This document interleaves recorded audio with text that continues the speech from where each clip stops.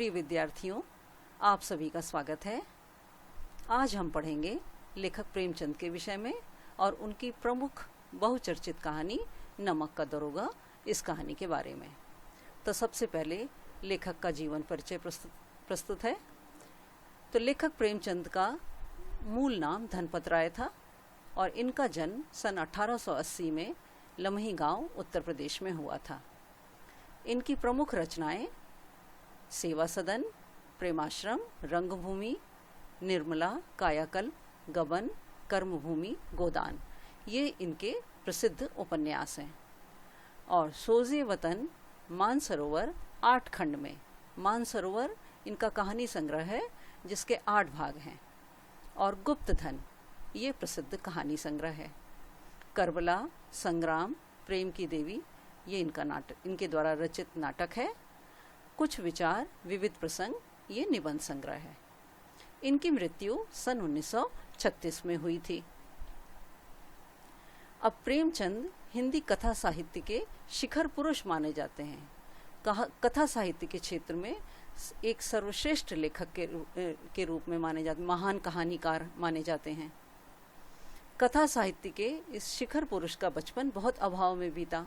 तो प्रेमचंद का बचपन बहुत गरीबी में बीता था। किसी तरह से उन्होंने अपनी स्कूली शिक्षा पूरी की और इसके बाद उनके सामने एक बड़ी समस्या, पारिवारिक समस्या थी।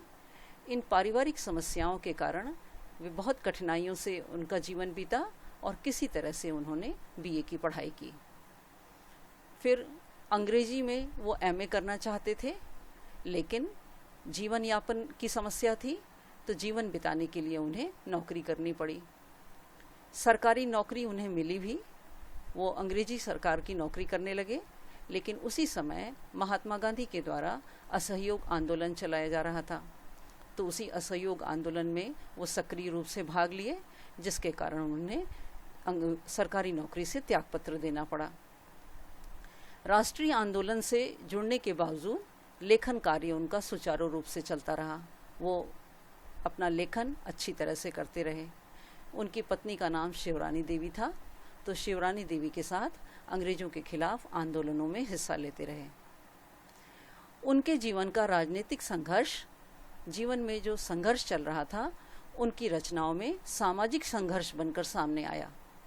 और उस संघर्ष में जीवन का यथार्थ, यानी जीवन की सच्चाई और आदर्श दोनों दिखाई देता है। यहाँ पाठ्य पुस्तक में उनकी बहुचर्चित कहानी दी गई है जिसका शीर्षक है नमक का दरोगा। और इस कहानी का प्रथम प्रकाशन 1914 ईस्वी में हुआ था। इस कहानी में आदर्शोन्मुख, यानी आदर्श की ओर आगे बढ़ते हुए ऐसे यथार्थवाद का एक मुकम्मल यानी एक बहुत अच्छा उदाहरण इस कहानी में दिखाई देता है। एक आदर्श रूप जो है वह इस कहानी में प्रस्तुत है। कहानी में बहुत सारे मुहावरे आए हैं। अब उसमें से यदि हम एक मुहावरा लें तो उसी से यह स्पष्ट है कि यह धन के ऊपर धर्म की जीत की कहानी है।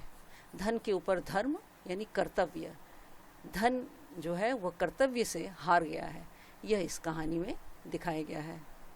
धन और धर्म को हम क्रमशः सद्वृत्ति और असद्वृत्ति, यानी अच्छी आदत और बुरी आदत, बुराई और अच्छाई, असत्य और सत्य इत्यादि भी कह सकते हैं। कहानी में इसी का प्रतिनिधित्व क्रमशः पंडित अलोपी दीन और मुंशी वंशीधर नामक पात्रों ने किया है। इस कहानी में 2 प्रमुख पात्र हैं, पंडित अलोपी दीन और मुंशी वंशीधर। अब मुंशी वंशीधर बहुत ईमानदार और कर्मयोगी थे और पंडित अलोपी दीन धन के पुजारी थे। तो जब ईमानदार और कर्मयोगी मुंशी वंशीधर को खरीदने में पंडित अलोपी दीन असफल हो गए, तब उन्होंने धन का प्रयोग किया और पंडित अलोपी दीन ने अपनी धन की महिमा का उपयोग करके उन्हें नौकरी से मुअत्तल करा दिया। मुअत्तल, सस्पेंड करना जिसको कहते हैं, तो उनको मुअत्तल करा दिया। लेकिन अंत में पंडित अलोपी दीन का सिर भी सत्य के आगे झुक गया, अर्थात वो कर्तव्य निष्ठा के आगे हार गए और मुंशी वंशीधर के उनके चरित्र की जो उनके चरित्र का जो सबसे उनके अंदर का सर्वश्रेष्ठ गुण था, उसके आगे वो हार गए और उन्हें सरकारी महकमे से जो उन्होंने बर्खास्त करा दिया था, इस बात को लेकर उनके अंदर बहुत अपराध बोध था। तो वह वंशीधर के गुणों को पहचानते हुए उन्हें बहुत ऊंचे वेतन और भत्ते के साथ अपनी जायदाद का स्थायी मैनेजर नियुक्त करते हैं और गहरे अपराध बोध से भरी हुई वाणी से निवेदन करते हैं कि परमात्मा से यही प्रार्थना है कि वह आपको सदैव वहीं नदी के किनारे वाला बेमुरव्वत, उद्दंड और धर्मनिष्ठ दरोगा बनाए रखे। तो वो यही प्रार्थना किए कि मुंशी वंशीधर को नदी के किनारे वाला, जिस तरह से वो नदी के किनारे वो अपना कर्तव्य निभाते थे, तो और किसी के ऊपर जरा भी मुरव्वत नहीं करते थे, तो ऐसे और किसी की भी सुनते नहीं थे, ऐसे ही धर्मनिष्ठ दरोगा उन्हें बनाए रखें। कहानी के इस अंतिम प्रसंग से पहले तक की जितनी भी घटनाएं दी गई हैं, वह सब प्रशासनिक और न्यायिक व्यवस्था में जो भ्रष्टाचार है, उस भ्रष्टाचार को उजागर करती हैं और इस भ्रष्टाचार की व्यापक सामाजिक स्वीकार्यता, यानी इस भ्रष्टाचार को समाज स्वीकार कर लिया है, उसको भी अत्यंत साहसिक तरीके से हमारे सामने उजागर करती हैं।